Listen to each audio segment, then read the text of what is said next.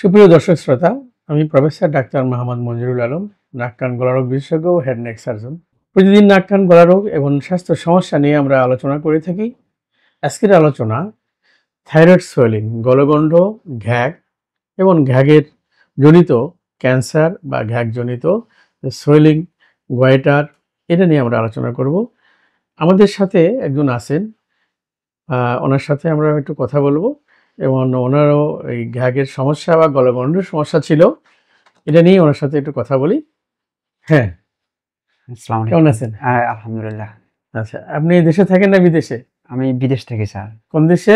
কাতারে থাকি। কাতারে থাকেন। কাতার থেকে আপনার গলাটা কি হলো? গলায় প্রথমে কি প্রবলেম হলো? গলায় স্যার এখানে পেইন ছিল, পরে আমি আলট্রা করাইছি আর এখানে ডাক্তার বলছে গয়টার আছে। গলাটা ফুলে গেল, গলাটা হ্যাঁ। ফুলে গেল, ওঠানামা, ঢোক গেলার সময় ওঠানামা করতো। ওঠানামা করতে একটু ব্যথা তো এই করতো। ফুলেটা তখন কি মনে হলো যে এটা টিউমার টিউমার বা আরো খারাপ কিছু খারাপ চিন্তা কিছু ভাবনা হতে পারে, অনেক চিন্তা ভাবনা ছিল। চিন্তা ভাবনা করলেন। তো তাহলে তখন মনে করলেন যে দেশে আসা দরকার নেই। কেমনে আমাদের খবর পেলেন?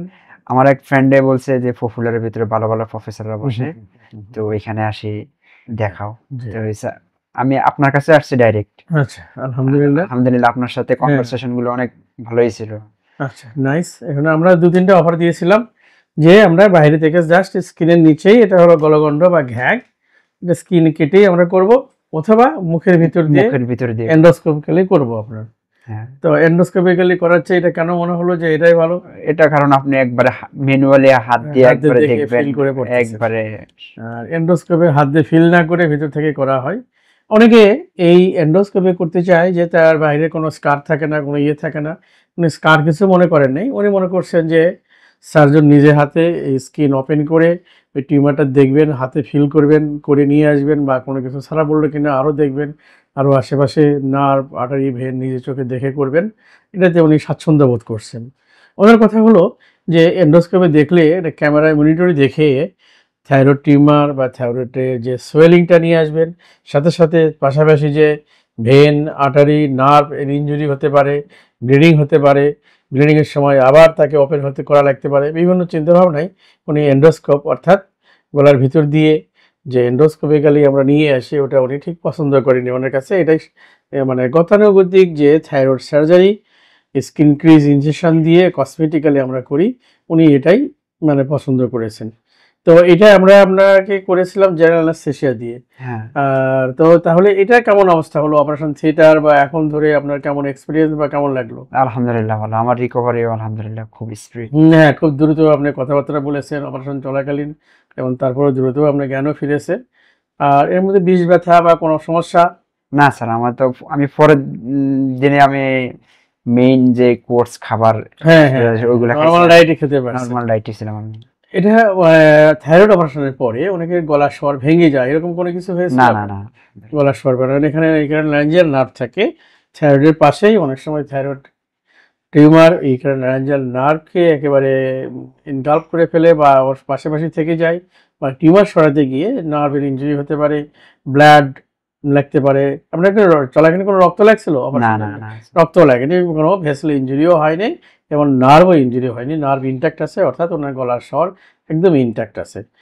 আর আজকে আমরা কি করলাম? আজকে যে আমরা কাটার পরে কোনো সেলাই আমরা দেই নেই, না না, কসমেটিক দিয়েছি, অর্থাৎ ভিতর দিয়ে স্কিনের ভিতর দিয়ে করেছি। শুধু একটা মাথা কেটে আর এক মাথা দিয়ে আমরা সুতাটা বের করে চলে আসছি।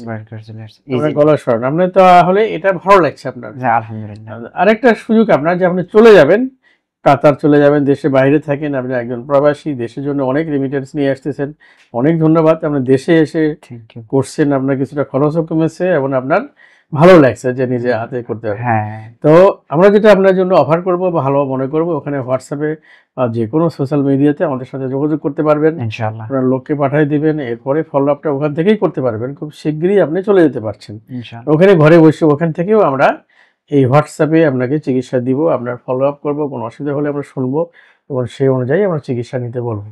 ইনশাআল্লাহ।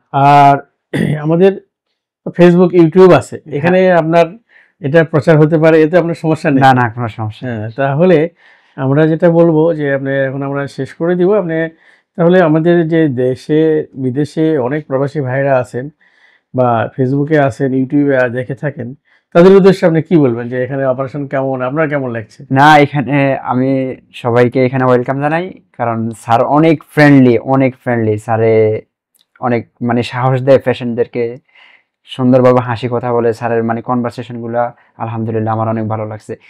এগুলার থেকে তো একটা রোগী স্যার 50% ঠিক হয়ে যায়।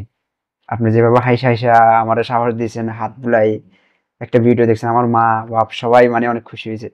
ভিতর থেকে তো আসছে আলহামদুলিল্লাহ ওনাদের, যে এরকম সচরাচর কেউ করে না। আলহামদুলিল্লাহ, আলহামদুলিল্লাহ। সবাইকে ওয়েলকাম। তাহলে আমরা এই জাতীয় প্রবলেম হলে আমরা পপুলার মেডিকেল কলেজ হাসপাতালে আসব, আমরা চিকিৎসা নিব। দুইভাবেই আমরা করে থাকি, স্কিন সরাসরি কেটেও করে থাকি, আমরা গলার ভিতর দিয়ে এন্ডোস্কোপেও আমরা এটা মানে অপারেশন করে থাকি। আপনার স্বাচ্ছন্দ্যে আপনার গলার স্বর রক্ষিত রেখে এবং স্কিন স্ক্রিচ ইনজেকশন তেমন কোনো দাগও থাকে না, আমরা কসমেটিক সেলাই দিয়ে কাজটা করে থাকি। এখানে জটিলতা অনেক কম। এবং আমাদের সাথে যিনি ছিলেন মিস্টার শাহাদত, শাহাদতের মুখে শুনলেন যে ওনার খুব ভালো লেগেছে। তো আপনারা এরকম সমস্যায় পড়লে অবশ্যই যোগাযোগ করবেন। অনেক ধন্যবাদ, সবাইকে ধন্যবাদ জানিয়ে আবারও শেষ করছি। থ্যাংক আল্লাহ ইউ হাফেজ। So much. আল্লাহ হাফেজ। আসসালামু আলাইকুম।